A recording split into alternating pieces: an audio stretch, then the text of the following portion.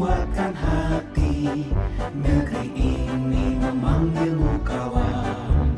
Belajar bergerak berbagi untuk negeri. Guru penggerak majukan pendidikan. Guru penggerak menghamba pada murid. Kreatif rancang pembelajaran. Hargai potensi, tingkatkan prestasi. Lahirkan profil pelajar Pancasila.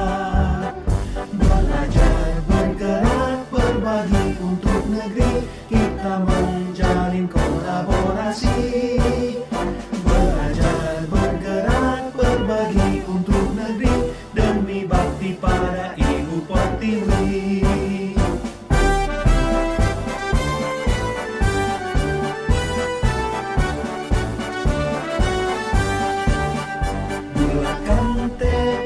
Kuatkan hati, negeri ini memanggilmu kawan. Belajar bergerak berbagi untuk negeri. Guru penggerak majukan pendidikan. Guru penggerak menghamba pada murid. Kreatif rancang pembelajaran.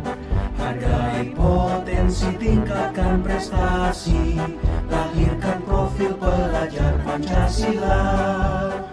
Belajar bergerak berbagi untuk negeri. Kita menjalin kolaborasi. Belajar bergerak berbagi untuk negeri. Demi bakti pada Ibu Pertiwi. Belajar bergerak berbagi untuk negeri. Kita menjalin kolaborasi.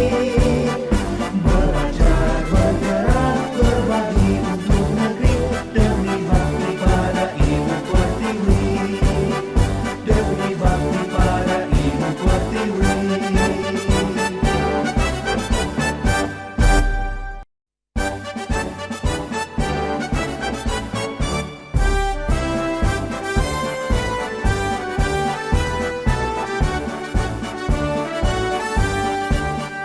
Bulatkan tekad, kuatkan hati. Negeri ini memanggilmu kawan. Belajar bergerak berbagi untuk negeri. Guru penggerak majukan pendidikan. Guru penggerak menghamba pada murid. Kreatif rancang pembelajaran. Hargai potensi, tingkatkan prestasi. Lahirkan profil pelajar Pancasila. Belajar bergerak berbagi untuk negeri. Kita menjalin kolaborasi. Belajar bergerak berbagi untuk negeri. Demi bakti pada Ibu Pertiwi.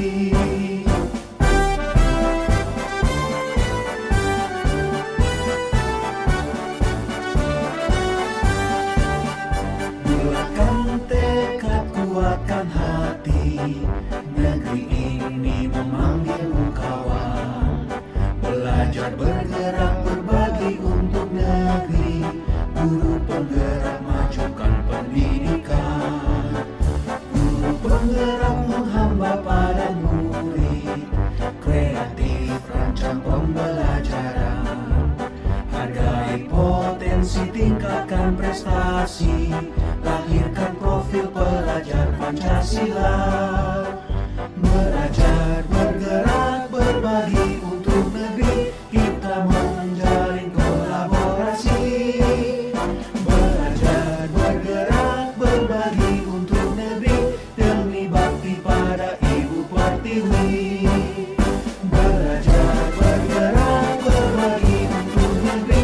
Kita menjalin kolaborasi. Belajar bergerak berbagi untuk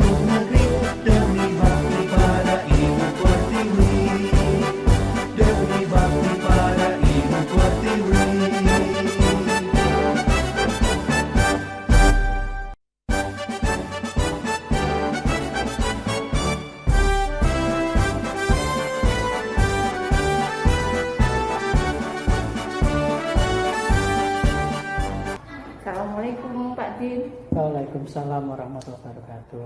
Kabarnya Bapak? Alhamdulillah sehat, semangat tetap. Nggih, sehat, kelihatan ceria hari ini sehat. Alhamdulillah. Bapak niki saya hari ini ingin bertemu Bapak untuk berbincang sedikit masalah pengambilan keputusan. Apakah diizinkan? Saya persilahkan. Nggih, terima kasih Bapak waktunya. Begini Bapak, kaitannya dengan pengambilan keputusan ini, Pak Din sekarang jabatannya kan sebagai kepala sekolah. Saya mau tanya nih, sudah berapa lama Bapak menjadi kepala sekolah? Saya jadi kepala sekolah pertama tahun 2017. 2017 sampai sekarang, kurang lebihnya ya 5 tahunan. Sudah kurang lebih 5 tahun ini. Sudah satu periode nggih Bapak nggih. Nah, berarti ini kan udah 5 tahun berjalan, berarti Pak Din sudah mau ke periode kedua gitu. Iya, masuk periode keduanya. Iya, artinya memang kinerjanya bagus sehingga dipertahankan untuk di periode berikutnya. Insya Allah. Nah, selanjutnya selama Bapak menjadi kepala sekolah selama 5 tahun ini, apa suka dukanya Bapak? Masalah suka dan duka sebetulnya banyak sekali ya kalau diceritakan.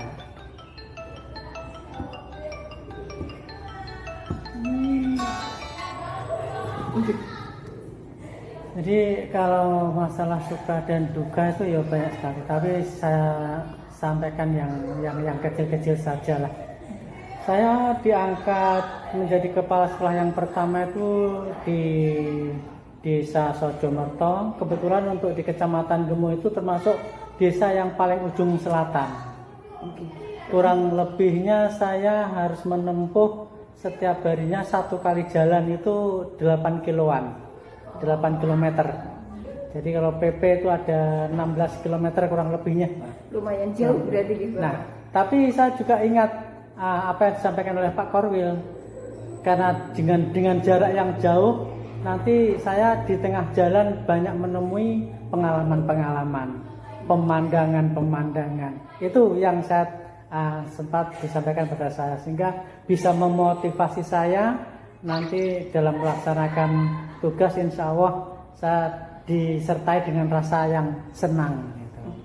Itu sukanya itu. Dukanya juga ya ada, dukanya jelas ada. Seperti kalau hujan ya kehujanan, kalau panas ya kalau jaraknya dekat kan bisa dikatakan waktu tempuhnya kan sedikit. Misalnya kehujanan tidak sampai klebes, misalnya kepanasan tidak sampai berkeringat ya. Tapi kalau 8 kilo itu kan itu belum kalau nanti terhalang oleh kereta. Kalau terhalang kereta bahkan waktunya lebih panjang lagi. Apalagi keretanya sampai 2 kali bersimpangan itu. Itu salah satu suka dan dukanya. Tapi untuk itu ya insya Allah lebih sukanya lah. Lebih sukanya sehingga saya bisa kerasan di sana. Ternyata seperti itu. Oke, berarti kan mungkin apa Pak mengambil sisi positif dari segala peristiwanya gitu Pak. Kita ambil positifnya. Nah, selama Bapak menjadi kepala sekolah ini pernah nggak sih Pak menemuin tantangan menurut Bapak itu yang paling berat nih selama menjalani tugas? Ada ya, ada. Pernah tuh pengalaman saya jadi kepala sekolah ya. Yang namanya uang bos itu kadang-kadang sok datangnya, cairnya itu kadang-kadang sok terlambat. Padahal yang namanya kebutuhan di sekolah itu kalau harus cukup saat itu ya harus cukup saat, tidak bisa ditunda.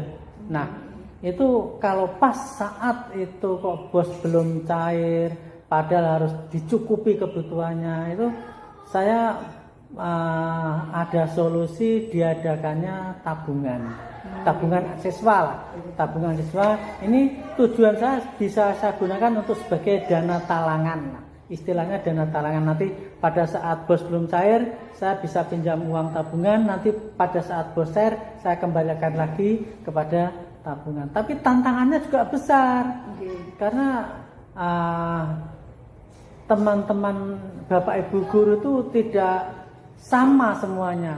ada yang seperti A, ada yang seperti B. Nah itu. Jadi ya ada yang baik, ada yang kurang baik, itu terus terang saya sampaikan seperti itu. Jadi ini sebagai tantangan saja lah, tantangan saja.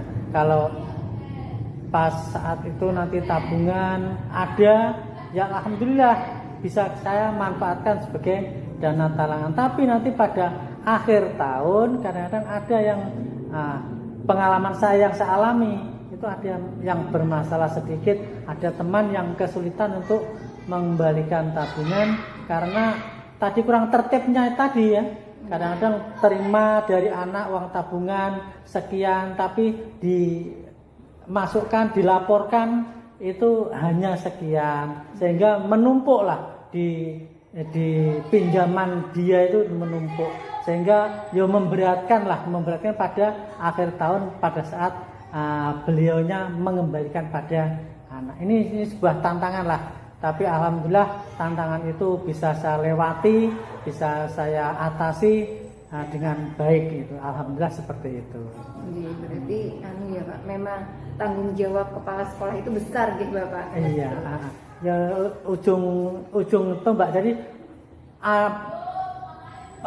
tidak baiknya sekolahan itu yang kena pertama itu kepala sekolah lah. Entah itu kurang tertibnya guru, kurang tertibnya siswa, kurang apanya, semuanya itu yang paling pertama kena itu kepala sekolah. Bukan gurunya siapa, bukan muridnya atau wali muridnya, bukan, tapi kepala sekolahnya dulu. Itu kita siap saja sebagai kepala sekolah untuk menghadapi seperti itu. Iya, karena dianggap sesepuh di sekolah ya Bapak. Iya, yang dituakan. Ditinggikan, diminta segala sarannya dari Bapak Ibu Dewan Guru. Oke Bapak, berarti Pak Din selalu bisa, tantangan apapun pasti bisa terselesaikan dengan jalan baik ya Bapak. Iya, alhamdulillah. Nah sekarang Bapak, tadi kan itu kaitannya dengan guru yang tadi ternyata ada, kan tidak semua karakter orang itu pasti beda-beda. Nah, bagaimana Bapak mengambil keputusan terbaik untuk menyelesaikan tadi masalah beliau itu tadi, karena kan dilema juga bagi Bapak. Di satu sisi kita harus ikut aturan, tabungan anak harus segera dikembalikan tapi di sisi lain mungkin tadi Pak Din bilang beliau itu karena saking banyaknya jadi keberatan mengembalikan. Nah itu kira-kira solusinya Bapak bagaimana? Ya begini, jadi bagi teman yang kurang tertib tadi itu saya ambil solusi, cara saya untuk mengatasi itu saya dengan cara yang santai, ya bisa dikatakan dengan guyonan lah, sehingga nanti apa yang saya sampaikan, apa yang nanti saya tindak itu beliaunya tidak merasa itu saya disakiti atau di apa, tapi cara itu saya tempuh dengan cara guyonan. Artinya guyonan itu seperti dia tidak terasa kalau sedang saya ingatkan, tidak terasa kalau saya misalnya dia punya pinjaman saya tagih, tidak terasa itu seperti itu. Alhamdulillah teman-teman bisa itu menyelesaikan masalahnya lah. Jadi dalam penyelesaian masalah, alhamdulillah teman yang bermasalah tidak merasa tersakiti, tapi masalah itu bisa terselesaikan. Betul. Berarti memang betul ya Bapak, sebagai kepala sekolah itu kita harus punya kompetensi sosial emosional yang baik. Jadi Pak Din itu pada saat menemui guru tersebut, beliau tidak merasa terintimidasi seperti diancam atau otoriter Pak, tapi memang lebih kebersahabat. Jadi merasa aku curhat karo Bapak EJW ngoten ya Pak, sama orang tuanya sendiri. Lebih dekat hubungannya. Iya, oke Bapak. Berarti memang sebagai kepala sekolah itu tidak hanya sebagai pemimpin tapi juga sebagai sahabat bagi rekannya gitu. Nah, sekarang Bapak itu selain tadi dilemanya masalah keuangan, ada nggak sih Bapak pernah mengambil keputusan dengan menempuh dua nilai yang saling bertentangan Bapak? Oh ya, jelas pernah itu, pernah terjadi. Karena yang namanya ngawulo dengan orang banyak teman guru kan tidak hanya satu dua, cukup banyak lah, yang masing-masing mempunyai pribadi yang berbeda-beda. Makanya saya sampaikan memang pernah terjadi. Jadi apa yang saya tempuh, apa yang saya lakukan terhadap teman itu kadang-kadang sok menyimpang dari aturan. Tapi dalam keadaan darurat, dan insya Allah nanti permasalahan ini tidak akan terbengkelai, dan saya punya harapan atau apa ini nanti tidak bakal nanti bisa terbengkelai mempengaruhi yang lainnya, artinya seperti itu. Jadi kadang-kadang misalnya sebuah misal saja, yang namanya uang bos itu memang digunakan untuk keperluan sekolah anak, tapi pas ada uang, tapi pas saat itu ada teman kita yang berkebutuhan sangat mendesak sekali, bahkan misalnya nembung untuk dipinjami uang sekolahan yang nilainya juga tidak terlalu besar. Saya bisa mengukur kemampuan dia dengan pinjam sebanyak itu, kemampuan pengembalinya bagaimana, itu kan bisa saya ukur. Jadi saya tidak mungkin kok meminjamkan kepada orang yang tidak dapat dipercaya, kemudian nanti sampai pengembaliannya sulit, itu tidak akan saya lakukan. Jadi memang aturnya tidak boleh digunakan untuk itu, tapi dalam keadaan darurat, dan itu nanti saya yakin bisa selesai dengan baik, dengan terpaksa lah, dengan keadaan yang darurat tadi saya pinjamkan uang itu, tapi dengan catatan atau perjanjian lah antara saya dan beliaunya saja. Jadi kapan akan bisa dikembalikan itu nanti insya Allah nanti saya bisa mengukur lah kemampuan orang tersebut. Kan saya juga sudah dekat berapa tahun dengan beliaunya, sehingga saya tahu lah kepribadiannya beliau itu seperti apa, kan tahu, sehingga saya dengan beraninya untuk bisa membantu meminjamkan uang itu, tapi dengan nilai yang tidak begitu besar, hanya sekedar menolong saja, dan nanti tidak berdampak pada kegiatan-kegiatan yang lainnya seperti itu. Berarti pada saat ini Pak Din itu sedang menghadapi dilema etika antara berpegang teguh pada peraturan, betul, tapi juga ada nilai apa Pak? Ya manusiawinya, sosialnya jelas. Saya sebetulnya kalau saya sendiri kok pas ada uang, lebih baik uang saya yang saya pinjamkan. Tapi karena saya sendiri juga pada saat itu juga sedang tidak ada, sedangkan uang sekolah juga sepertinya belum akan digunakan saat ini, ya dengan terpaksa lah itu saya pinjamkan. Tapi ya tadi, jadi dengan konsekuensi tepat waktu nanti pada saatnya saat dibutuhkan sudah siap lagi. Berarti memang jelas itu saya juga menyadari itu aturan jelas saya langgar, tapi rasa sosial saya terhadap teman-teman kan saya juga tetap ada rasa sosial itu, jadi tidak kaku. Oke, Pak, betul. Jadi yang dapat saya tangkap, setiap pengambilan keputusan Bapak itu selalu mempertimbangkan berbagai hal gitu. Iya, tidak kaku, harus sesuai dengan aturan, harus sesuai dengan tata tertib, tidak, tapi ya luas lah, lentur, tapi bisa saling menjaga antara kita. Oke Bapak, sekarang pernah nggak sih Pak Din itu mengambil keputusan tapi dalam suasana hati yang tidak baik, misalnya sedang emosi ataupun gelisah itu Bapak? Itu juga pernah saya alami, karena saya juga manusia lumrah, manusia biasa yang punya emosi, ya. Jadi tapi saya selalu insya Allah lah, saya selalu ingat dalam pengambilan keputusan saya bisa melihat diri saya sendiri. Saya kondisinya sedang bagaimana. Kalau saya mengelabui emosi saya yakin putusannya nanti tidak sebaik kalau putusan itu pada saat saya tuh kondisinya tenang dan tidak emosionalnya pas stabil, itu saya yakin beda. Makanya dalam pengambilan keputusan pada saat saya kok emosi, saya berusaha semaksimal mungkin untuk menetralkan, untuk menormalkan emosi saya, untuk mengendalikan emosi saya, sehingga insya Allah apa yang saya putuskan ini benar-benar nanti terlahir dari benak saya, keputusan yang paling baik. Jadi tidak emosional, tidak nuruti emosi saya, begitu. Berarti memang ditenangkan dulu gitu Iya, Bapak. Jadi langkah saya tetap menenangkan emosi saya dulu. Saya kalahkan emosional saya dulu. betul Bapak, manajemen itu tadi ya, kompetensi sosial emosional Emosional. seorang pemimpin itu pasti harus diutamakan. Iya. Sekarang Bapak yang terakhir, menurut Pak Din, apa saja sih hal-hal yang harus dilakukan dalam pengambilan keputusan?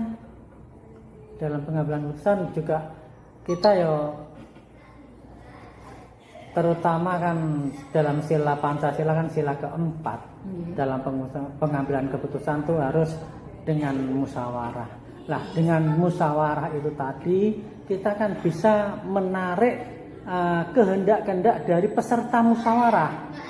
Dari bapak yang A kehendaknya bagaimana, bapak yang B, ibu yang C, ibu yang D, kita kumpulkan, kita tampung, kita kemudian kita florkan di forum itu juga, kita tentukan langkah apa, keputusan mana yang terbaik untuk kita. Jadi bukan untuk beliau, bukan untuk saya, bukan untuk dia, tapi keputusan yang kita ambil adalah keputusan yang mengutamakan kepentingan bersama.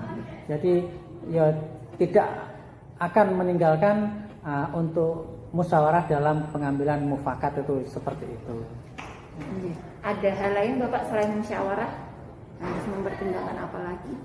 Ya seperti kebutuhan. Jadi untuk kebutuhan masing-masing orang kan kadang-kadang kan berbeda-beda. Jadi kita tadi rasa sosial kita, jadi rasa ego kita harus kita kendalikan, kita atur.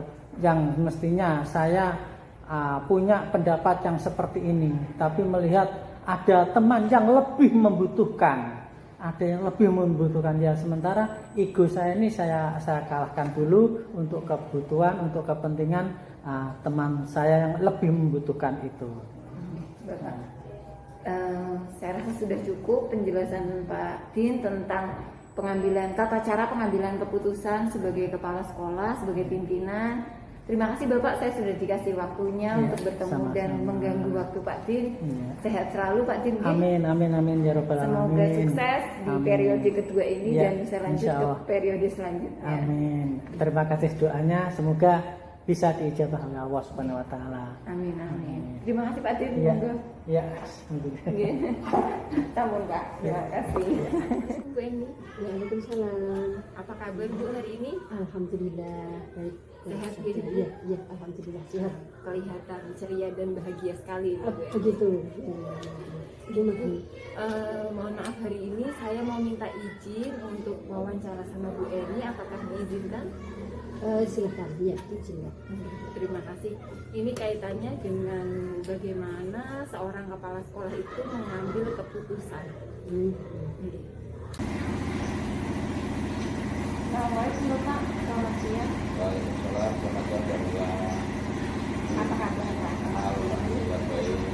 Sehat ya Pak. Alhamdulillah. Begini Bapak, saya kan ada tugas untuk mewawancarai 3 kepala sekolah. Apakah diizinkan untuk mewawancarai Bapak? Ya silakan. Sebelumnya, Pak Kamal sudah menjadi kepala sekolah sejak kapan? Secara definitif di sini sejak 20 November 2024. Ya. Jadi ini tahun kedua. Injak 1 tahun ya Bapak? Sejak 1 tahun. Walaupun Pak Kamal itu baru sebentar, tapi kan saya yakin selama di sekolah itu pasti Bapak pernah menghadapi berbagai kasus atau masalah. Nah, apakah Bapak pernah menemukan kasus yang kaitannya dengan dilema etika atau bukan malah? Pernah sekali itu ketika ada satu orang guru izin, jadi dalam arti ini izin studi melahirkan, tapi anaknya meninggal. Secara aturan kan anak ketiga itu memang tidak mendapatkan izin studi, sehingga beliaunya mengajukan izin studi. Dan apa ya, yang namanya rasa sisi kemanusiaan ya, yang namanya sisi kemanusiaan itu memang harus dikedepankan. Jadi meskipun tidak ada izin, meskipun tidak ada cuti, tetap saya berikan waktu untuk beliaunya belajar melahirkan. Jadi dilema etikanya ada guru yang cuti padahal itu sudah tidak masuk aturan Ada ya yang Pak? masuk aturan ya. Jadi betul, menurut Bapak ini masuk dilema etika karena seperti pendidikannya Bapak tadi memang ada rasa kemanusiaan Sisi ya Bapak. kemanusiaan ya. Betul. Memang hati nurani itu memang kadang gimana ya, harus dikedepankan sih. Ya sisi satunya ada aturan, sisi satunya lagi harus ada hati nurani yang dikedepankan. Berarti ini Bapak mengambil keputusan itu dimusyawarahkan terlebih dahulu atau Bapak sendiri langsung memutuskan? Saya sendiri yang Bapak langsung memutuskan. Nah, tadi dari kasus yang dilema etika yang Bapak sampaikan itu ada nilai-nilai apa ya Pak yang ada dalam kasus itu menurut Bapak? Nilai-nilai yang terkandung bagi saya secara pribadi sih memang nilai-nilai kemanusiaan. Kemanusiaan. Secara pribadi ketika kita memperbaiki hubungan seseorang itu insya Allah nantinya kita akan juga dibutuhkan secara bersama. Sehingga yang prinsip saya ketika kita melakukan sesuatu itu dengan senang, dengan prinsip memudahkan orang lain, insya Allah nanti pekerjaan kita juga akan dibutuhkan. Keputusan yang bijaksana sekali ya. Karena biasanya Bapak kalau mau mengambil keputusan itu tidak hanya kasus ini, apa dulu yang Bapak mulai lakukan untuk mengambil sebuah keputusan? Jadi saya harus mendalami dulu permasalahan itu apa. Permasalahan itu harus saya dalami apakah memang harus saya putuskan sendiri atau memang harus saya musyawarahkan, karena sejatinya mengambil keputusan itu memang gampang sulit sih. Ketika kita mengambil keputusan kok tidak sesuai dengan goalnya, khawatirnya juga nanti akan menjadi sebuah sesuatu. Sehingga saya tetap mengidentifikasi dulu permasalahan apa, sehingga saya putuskan bagaimana. Berarti pertama Bapak identifikasi kasusnya.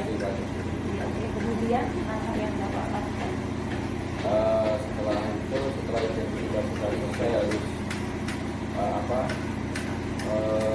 menanyakan kepada teman-teman yang senior dulu, di mana ketika saya harus mengambil keputusan ini, saya harus seperti apa, karena di sini juga ada dari senior juga.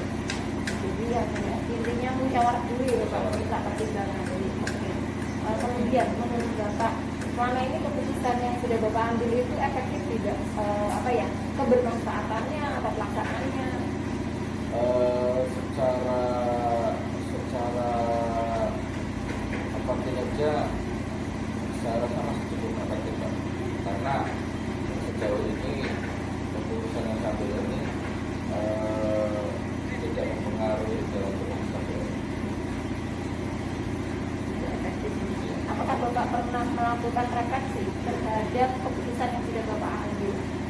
Sejauh ini refleksi yang saya lakukan ya hanya sebatas musyawarah kembali dengan beliau. Jadi musyawarah kembali. Jadi setelah diambil keputusan itu kemudian dimusyawarahkan lagi. Keputusan itu kira-kira efektif nggak untuk belajar. Selama Bapak ini tadi menyelesaikan permasalahan itu, tantangan apa nih menurut Bapak yang paling berat? tantangan yang paling berat itu menurut saya adalah sisi kemanusiaan. Jadi artinya apa yang saya putuskan itu kira-kira berpengaruh nggak pada orang lain. Jadi ketika saya harus menyampaikan keputusan itu, kira-kira teman-teman yang lain itu seperti apa, sehingga saya harus secara bijaksana mungkin, secara seadil-adilnya mungkin untuk mengambil keputusan ini sehingga ini nanti tidak ada problem teman-teman yang lain. Jadi intinya itu ya Bapak, kemaslahatan orang banyak ya. Jadi tantangannya kalau mengambil keputusan itu ada sisi kemanusiaan dalam diri kita, kemudian berusaha juga dengan kepentingan orang lain. Apakah Bapak itu punya jadwal tertentu apabila mau menyelesaikan sebuah kasus nih? Oh, saya kasih jadwal 2 hari, akan satu minggu gitu. Tidak. Jadi dalam pengambilan keputusan itu memang saya dididik oleh orang tua itu cepat dan tepat. Jadi permasalahan ini harus kami selesaikan secara cepat mungkin, karena ada masalah-masalah yang memang harus diselesaikan secara cepat dan ada masalah-masalah yang memang harus terjadwal, karena tidak semua masalah itu harus diselesaikan dengan catatan waktu tertentu. Kondisional berarti. Iya, harus diselesaikan saat itu. Berarti lebih cepat lebih baik ya Bapak. Iya.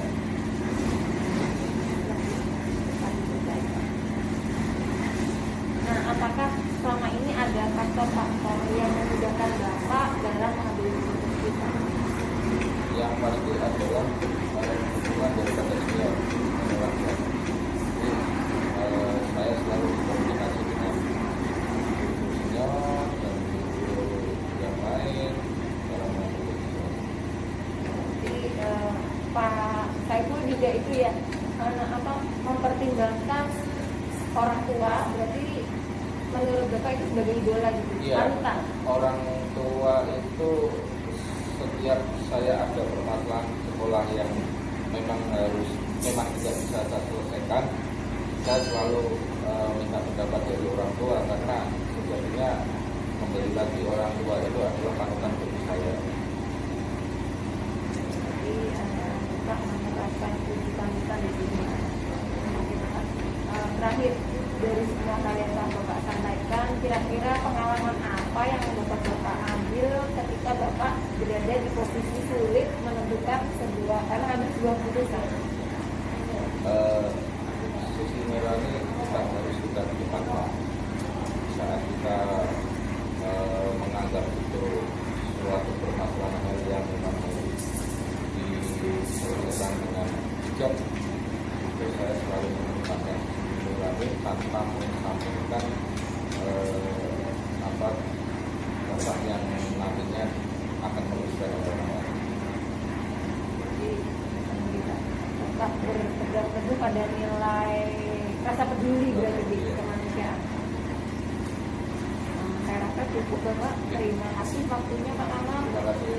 Sehat selalu. Semoga Bapak sukses dalam menjalankan